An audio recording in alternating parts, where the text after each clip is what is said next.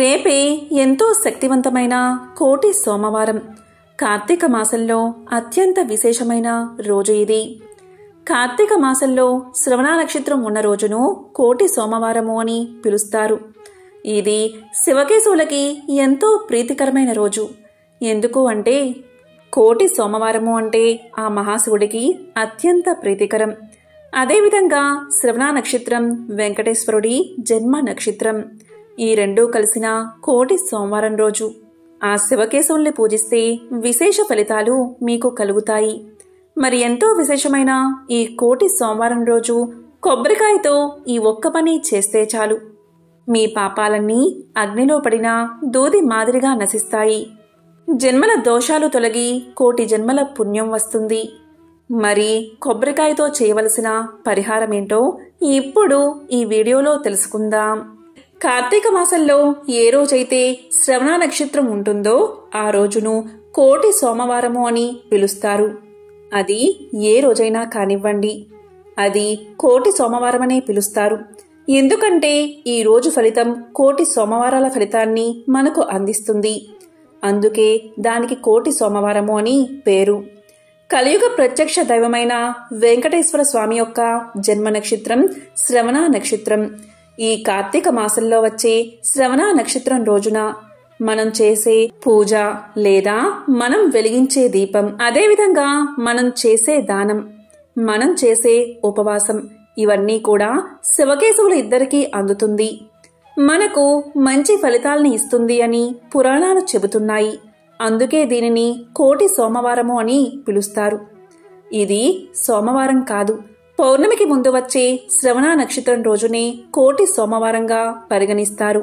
ఈరోజు మనం ఏం చేసినా సరే, జపం, తపం, పూజ, అర్చన, దానం, ఉపవాసం, జాగరణ ప్రతి ఒక్కటి కూడా కోటి సోమవారాల ఫలితాన్ని ఇస్తుంది.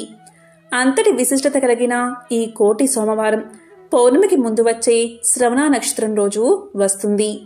మరి ఈ రోజు ఏం చేయాలి అంటే పూజను ఏ విధంగా ఆచరించాలి అంటే కోటి సోమవారం రోజు తెల్లవారుజామునే లేచి స్నానాదులు ముగించుకుని ఉసిరి చెట్టు దగ్గర దీపం పెట్టాలి.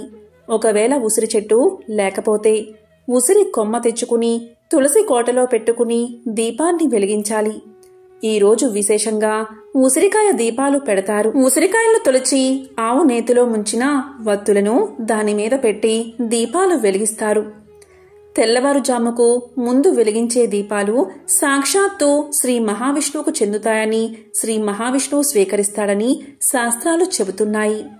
ఈ విధంగా తులసి చెట్టు దగ్గర ఉసిరి కొమ్మను ఉంచి ఉసిరి దీపాలు కాని, లేదా ఆవు నెయ్యి దీపాలు కాని, లేదా నువ్వుల నూనె దీపాలు కాని వెలిగించడం వల్ల సాక్షాత్తు వెంకటేశ్వర స్వామి అలాగే శ్రీ మహావిష్ణువు ఆ దీపాలను స్వీకరిస్తారని చెప్తారు. అలాగే ఈరోజు తప్పనిసరిగా దేవాలయానికి వెళ్లి ఈశ్వర అభిషేకాలు చేయించుకోవాలి. అదేవిధంగా ఈశ్వర పూజ, దీపారాధన చేసుకోవాలి. అది మొత్తము కూడా ఈశ్వరుడికి చెందుతుంది. ఈ కోటి సోమవారం రోజు విశేషంగా సాయంత్రం పూజ చేస్తారు. మహావిష్ణువుకు వెంకటేశ్వర స్వామికి సాయంత్రం పూజ చేస్తారు. సాయంత్రం మహావిష్ణువును తులసి దళాలతో పూజిస్తారు. తులసిమాలను సమర్పిస్తారు. మీకు తులసి దళాలు అందుబాటులో లేకపోతే ఒక్క తులసి దళాన్నైనా సమర్పించండి. అలాగే సుగంధ ద్రవ్యాలతో స్వామిని పూజించండి. కనీసం వెంకటేశ్వరుడికి కర్పూరాన్నన్నా నివేదించండి.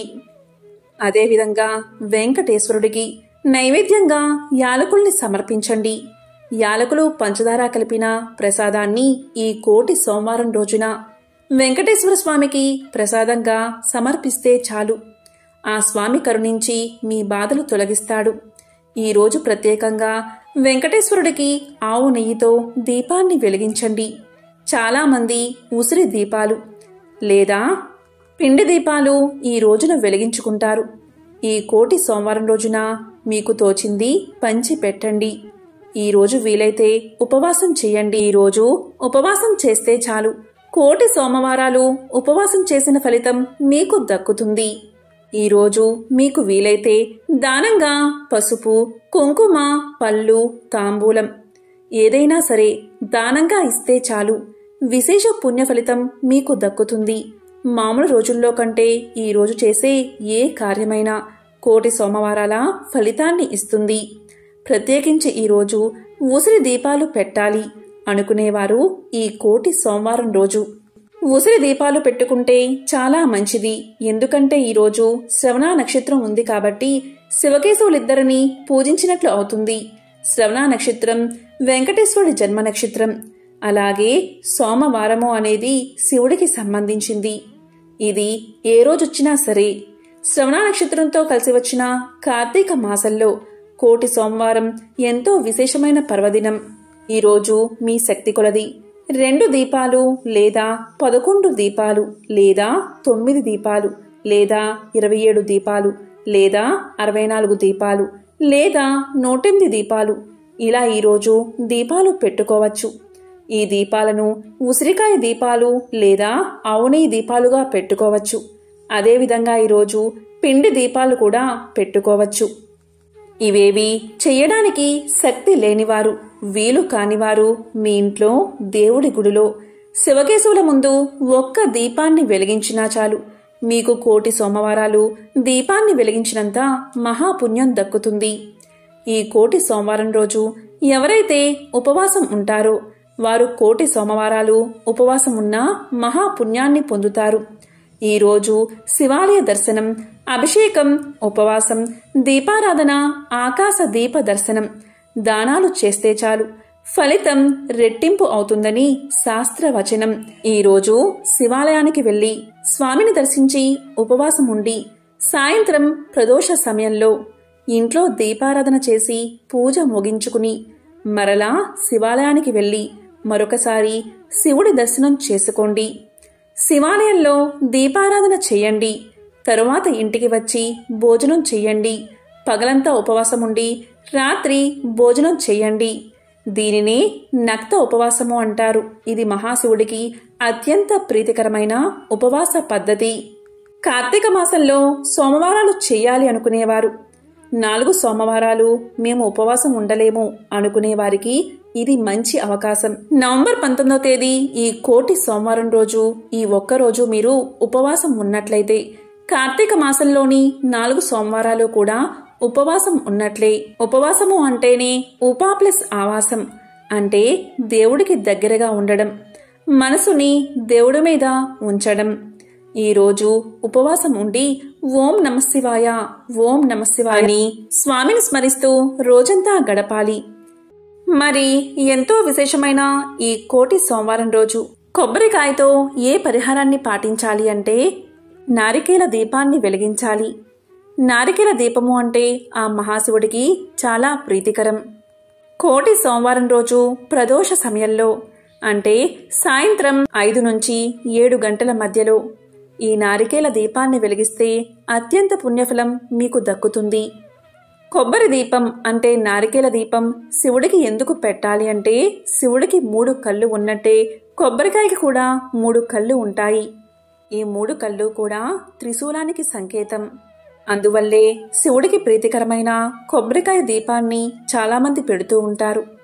మనం ఎక్కడైతే దీపాన్ని పెట్టాలి అనుకుంటామో అక్కడ శుభ్రం చేసుకుని షట్ ఆకృతి ముగ్గు వేసుకోవాలి. షట్కోణం అనేది బుద్ధి, బలం, ఆరోగ్యం, ఈ విధంగా 6 గుణాలు కలిగి ఉంటుంది. ఈ విధంగా ముగ్గు వేసుకున్న తర్వాత దానిపై పసుపు కుంకుమలు పెట్టాలి. ఈ నారికేల దీపాన్ని పూజా గదిలో ఉన్న శివుడి పటం దగ్గర పెట్టుకోవచ్చు, లేదా ప్రత్యేకంగా ఏర్పాటు చేసుకుని శివుడి పటం పెట్టుకుని దాని ఎదురుగా అయినా సరే ఈ దీపాన్ని వెలిగించవచ్చు. ఇప్పుడు ఒక రాగి ప్లేటు కానీ ఇత్తడి ప్లేటు కానీ లేదా వెండి ప్లేటు కానీ తీసుకుని 3 గుప్పెళ్ల బియ్యాన్ని లేదా ప్లేట్ నిండా బియ్యం పొయ్యాలి. తర్వాత ఒక కొబ్బరి చిప్పను బియ్యంపై పెట్టాలి. ఆ కొబ్బరి చిప్పలో నువ్వుల నూనె లేదా ఆవు నెయ్యి లేదా కొబ్బరి నూనె, ఈ 3 వాటిలో ఏదైనా సరే పొయ్యవచ్చు. ఆ తర్వాత 3 వత్తులను దాంట్లో వేసి దీపాన్ని వెలిగించాలి. దీపాన్ని అగరబత్తితో కానీ ఏకహారతితో కానీ వెలిగించాలి. ఈ దీపంతో పాటుగా మనం నిత్యం వెలిగించే దీపాలను కూడా వెలిగించవచ్చు. ఈ దీపం వెలిగించాక ధూపదీప నైవేద్యాలు సమర్పించాలి. ఈ దీపానికి ఉపయోగించే కొబ్బరికాయ ముందు రోజు కొట్టింది అవ్వకూడదు, లేదా ఇతర దేవుళ్లకు అంటే దేవతా విగ్రహాలకు లేదా పూజా గదిలో కొట్టిన కొబ్బరికాయ కాకూడదు. ఇలాంటివి అస్సలు వాడకూడదు. మనం కొబ్బరికాయ దీపాన్ని ఎప్పుడు వెలిగించాలి అనుకుంటామో అప్పుడు మాత్రమే కొబ్బరికాయని కొట్టి ఆ చిప్పలో కొబ్బరి దీపాన్ని వెలిగించాలి. ఈ నారికేల దీపం వెలిగించాక కొబ్బరికాయలో మిగతా సగాన్ని అంటే కొబ్బరికాయలో మిగిలిన సగాన్ని చిన్న చిన్న ముక్కలుగా కట్ చేసి ఆ కొబ్బరి ముక్కల్లో బెల్లం లేకపోతే పంచదార వేసి దాన్ని నైవేద్యంగా శివుడికి సమర్పించాలి.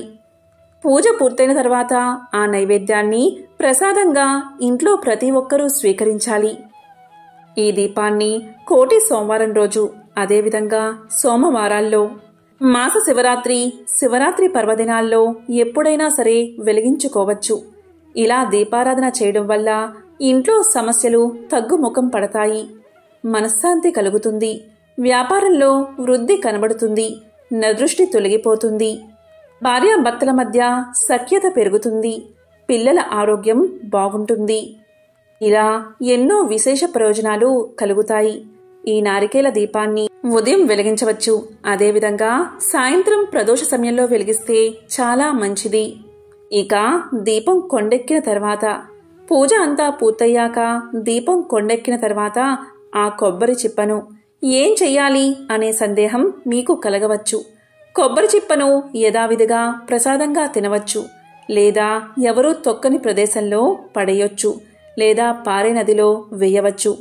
ఇక బియ్యాన్ని ఏం చేయాలి అంటే మనం ప్రసాదంగా చేసుకుని తినవచ్చు, లేదా ఏవైనా పక్షులకు మేతగా వెయ్యవచ్చు. ఈ దీపాన్ని పెట్టడం వల్ల ఆర్థిక సమస్యలు తొలగి సకల సంపదలు చేకూరతాయి. కాబట్టి ఎంతో విశేషమైన ఈ కోటి సోమవారం రోజు ఈ నారికేల దీపాన్ని వెలిగించి సకల శుభాలను పొందండి. ఓం నమః శివాయ.